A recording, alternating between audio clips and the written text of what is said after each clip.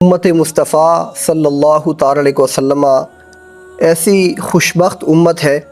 کہ جو زمانے کے اعتبار سے تو سب سے آخر میں ہے، لیکن مقام و مرتبے کے اعتبار سے اور افضلیت کے اعتبار سے سب سے افضل مقام اللہ رب العزت کی بارگاہ میں رکھتی ہے، اور یہ سب کچھ نسبت مصطفیٰ صلی اللہ تعالی علیہ وسلم کی وجہ سے ہے کہ خالق کائنات نے ہمیں اپنے اس محبوب کی امت میں پیدا فرمایا کہ جو رحمت للعالمین ہے اور تمام کائنات کے سردار اور نبیوں سے اعلیٰ اور افضل مقام رکھتے ہیں۔ خالق کائنات نے ہمیں کتاب بھی وہ عطا فرمائی کہ جو تمام کتابوں کی سردار یعنی کہ قرآن مجید فرقان حمید ہے۔ حقیقت یہ ہے کہ جس کی نسبت بھی نبی کریم صلی اللہ تعالی علیہ وسلم سے ہو جائے وہ بہت ہی بلند مقام اور مرتبہ حاصل کر لیتی ہے۔ حضور نبی اکرم صلی اللہ تعالی علیہ وسلم کے اصحاب کی یہ شان اور عظمت ہے کہ دیگر جتنے انبیاء کے اصحاب ہیں ان تمام انبیاء کے اصحاب سے افضل اور اعلیٰ مقام حضور کے اصحاب رکھتے ہیں۔ حضور علیہ السلام کی ازواج مطہرات تمام انبیاء کی ازواج سے افضل اور اعلیٰ ہیں۔ حضور علیہ السلام کے اہل بیت تمام انبیاء کے اہل بیت سے افضل اور اعلیٰ ہیں۔ اسی طرح امت مصطفیٰ بھی اللہ رب العزت کی بارگاہ میں بہت بلند مقام رکھتی ہے۔ خالق کائنات نے اس چیز کا ذکر کرتے ہوئے قرآن مجید فرقان حمید میں ایک مقام پر ارشاد فرمایا وَكَذَلِكَ جَعَلْنَاكُمْ أُمَّةً وَسَطًا کہ اسی طرح ہم نے تمہیں بہترین امت بنایا لِتَكُونُوا شُهَدَاءَ عَلَى النَّاسِ تاکہ تم لوگوں پر گواہ بنو وَيَكُونَ الرَّسُولُ عَلَيْكُمْ شَهِيدًا اور یہ رسول یعنی کہ حضور نبی اکرم صلی اللہ تعالی علیہ وسلم یہ بھی تمہارے نگہبان اور گواہ بنے۔ اس آیت طیبہ کے اندر خالق کائنات نے اپنے محبوب کریم صلی اللہ تعالی علیہ وسلم کی امت کو بہترین امت قرار دیتے ہوئے ان کی دو شانوں اور عظمتوں کو بیان فرمایا، جن میں سب سے پہلے یہ بیان فرمائی کہ یہ لوگوں کے اوپر گواہ بنے۔ نبی کریم صلی اللہ تعالی علیہ وسلم کے دامن اطہر سے وابستہ رہنے والے ایک کلمہ گو مسلمان کی یہ شان اور عظمت ہے کہ شرعی اعتبار سے اس کی گواہی ایک مسلمان کے لیے بھی اور ایک غیر مسلم کے حق میں بھی قبول ہوتی ہے، لیکن ایک مسلمان کے خلاف غیر مسلم کی گواہی قبول نہیں ہوتی۔ گواہی کے اعتبار سے دوسری شان اور عظمت اللہ رب العزت نے امت مصطفیٰ کو یہ عطا فرمائی کہ جب کوئی مسلمان اس دنیا سے جاتا ہے تو اس کے اقربا، اس کے دوست احباب اور اس کے رشتہ دار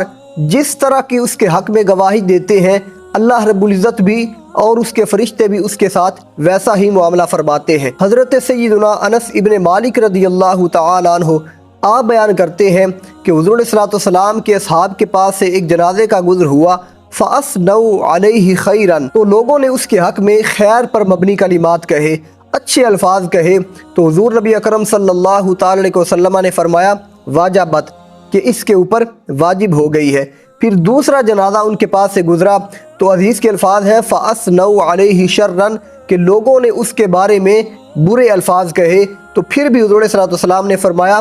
واجبت کہ اس کے اوپر بھی واجب ہو گئی ہے۔ حضرت سیدنا عمر بن خطاب رضی اللہ تعالی عنہ انہوں نے حضور صلی اللہ علیہ وسلم سے عرض کیا ما واجبت یا رسول اللہ کہ یا رسول اللہ ان دونوں کے اوپر کیا چیز واجب ہوئی ہے؟ تو نبی کریم صلی اللہ تعالی علیہ وسلم نے فرمایا ھذا اثنیتم علیہ خیرا کہ وہ شخص جس کے اوپر تم نے اچھے الفاظ کہے، جس کے حق میں اچھے کلمات کہے، خیر پر مبنی کلمات کہے، واجبت لہ الجنہ اس کے اوپر جنت واجب ہوئی ہے۔ اور پھر فرمایا ھذا اثنیتم علیہ شرا اور جس کے بارے میں تم نے برے الفاظ کہے ہیں اس کو اچھے الفاظ سے یاد نہیں کیا، فرمایا واجبت لہ النار اس کے اوپر دوزخ واجب ہو گئی ہے۔ پھر نبی کریم صلی اللہ تعالی علیہ وسلم نے ارشاد فرمایا انتم شہداء اللہ فی الارض کہ تم زمین پر اللہ رب العزت کے گواہ ہو، یعنی اس دنیا کے اندر رہنے والے اپنے مسلمان بھائی کے بارے میں یا اس دنیا سے چلے جانے والے کسی بھی مسلمان بھائی کے حق میں جس طرح کی گواہی دو گے اللہ رب العزت اسی طرح کا معاملہ اس شخص کے ساتھ فرمائے گا۔ اسی طرح کی ایک اور حدیث پاک میں حضور نبی اکرم صلی اللہ تعالی علیہ وسلم نے ارشاد فرمایا ایما مسلم شہد لہ اربعۃ بخیر کہ جس مسلمان کی اچھائی کے اوپر، اس کے اخلاق کے اوپر، اس کے کردار کے اوپر صرف 4 لوگ اچھی گواہی دے دیں تو سرکار نے فرمایا ادخلہ اللہ الجنہ اللہ رب العزت اس کو جنت میں داخل فرما دیتا ہے۔ صحابہ کرام رضوان اللہ تعالی علیہم اجمعین نے عرض کیا یا رسول اللہ، اگر 4 کی بجائے 3 لوگ اس کے حق میں گواہی دے دیں، اس کے اخلاق کے بارے میں، اس کے کردار کے بارے میں اچھی گواہی دیں، تو یا رسول اللہ کیا پھر بھی وہ جنت میں جائے گا؟ تو سرکار مدینہ نے فرمایا پھر بھی وہ جنت کے اندر جائے گا۔ صحابہ کرام نے پھر عرض کیا یا رسول اللہ، اگر اس کے حق میں 2 لوگ گواہی دے دیں، تو سرکار مدینہ نے فرمایا 2 لوگوں کی گواہی کے اوپر بھی اللہ رب العزت اس کو جنت عطا فرما دیتا ہے۔ تو گویا ان احادیث مبارکہ کے اندر ہمیں اس بات کا پتہ چلتا ہے کہ ایک بندہ مومن کی گواہی کی قدر و منزلت اللہ رب العزت کی بارگاہ میں اتنی ہے کہ جس طرح کی گواہی، جس طرح کا بیان وہ اس دنیا سے جانے والے مسلمان بھائی کے حق میں دے گا، اللہ رب العزت کی ذات اس کے ساتھ ویسا ہی معاملہ فرمائے گا۔ اس لیے اگر ہمارا کوئی مسلمان بھائی اس دنیا سے چلا جائے تو اس کے لیے اچھے الفاظ کا انتخاب کرنا چاہیے تاکہ اللہ رب العزت اور اس کے فرشتے اس کے ساتھ اچھا معاملہ فرمائے۔ امت مصطفیٰ کی گواہی کے اعتبار سے جو خالق کائنات نے فرمایا لِتَكُونُوا شُهَدَاءَ عَلَى النَّاسِ، تاکہ تم لوگوں پر گواہ بنو، اس سے مراد صرف دنیاوی اعتبار سے گواہی مراد نہیں ہے، بلکہ امت مصطفیٰ کو یہ شان اور عظمت حاصل ہے کہ قیامت کے دن ان کی گواہی اولین و آخرین کے بارے میں بھی اللہ کی بارگاہ میں مقبول ہوگی۔ جب قیامت کا دن ہوگا، اولین و آخرین وہاں پر جمع ہوں گے، تو اللہ رب العزت کفار سے فرمائے گا کہ کیا تمہارے پاس میرا پیغام لے کر کوئی بھی نہیں آیا کہ تم میرے اوپر ایمان لے آتے؟ میرے پیغمبروں نے جو راستے تمہیں دکھائے تھے ان کے اوپر تم ایمان لے آتے؟ تو وہ تمام کفار اس وقت بھی انکار کر دیں گے۔ تو خالق کائنات انبیاء اور رسل سے یہ فرمائے گا کہ کیا تم نے ان لوگوں تک حق کی بات نہیں پہنچائی؟ تو وہ تمام انبیاء یہ کہیں گے کہ باری تعالیٰ ہم ان تک تیرا پیغام پہنچاتے رہے لیکن انہوں نے انکار کر دیا، یہ جھوٹے افراد ہیں۔ تو خالق کائنات کفار کے اوپر حجت قائم کرنے کے لیے ان تمام انبیاء اور رسول سے دلیل طلب کرے گا۔ تو وہ سارے یہ کہیں گے کہ باری تعالیٰ مصطفیٰ کریم صلی اللہ تعالی علیہ وسلم کی جو امت ہے وہ اس بات پر گواہ ہے کہ ہم نے ان تک تیرا پیغام پہنچایا، ہم نے ان کو سیدھا راستہ دکھایا، حق بات ان تک پہنچاتے رہے۔ تو اللہ رب العزت اہل ایمان سے، امت مصطفیٰ سے یہ پوچھے گا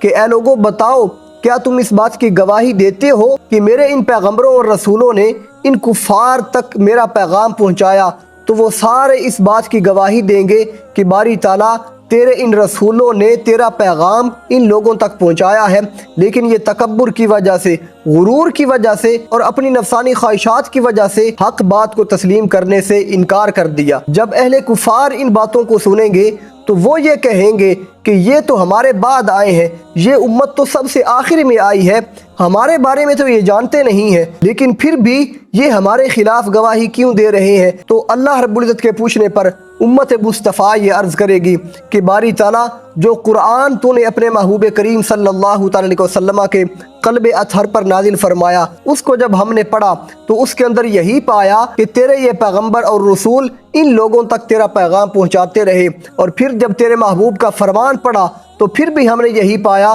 کہ تیرے یہ رسول ان لوگوں تک تیرا پیغام پہنچاتے رہے ہیں، اور پھر حضور نبی اکرم شفیع معظم صلی اللہ تعالی علیہ وسلم اپنی امت کی اس بات کی تصدیق کریں گے کہ میری امت ان باتوں کے اندر بالکل سچی ہے۔ اگر اللہ رب العزت نے ہمیں یہ عزت اور شرف عطا فرمایا ہے کہ اپنے محبوب کی امت میں پیدا فرمایا ہے، تو پھر ہمیں صرف اس بات پر نہیں رہنا چاہیے کہ ہم امت مصطفیٰ میں پیدا ہو گئے ہیں، بلکہ ان تمام باتوں پر عمل کرنا چاہیے کہ جن باتوں کا ہمیں حضور نبی اکرم صلی اللہ تعالی علیہ وسلم نے حکم دیا ہے، اور آپ علیہ الصلوۃ والسلام کے اصحاب بھی اس کے اوپر عمل پیرا ہوتے رہے ہیں۔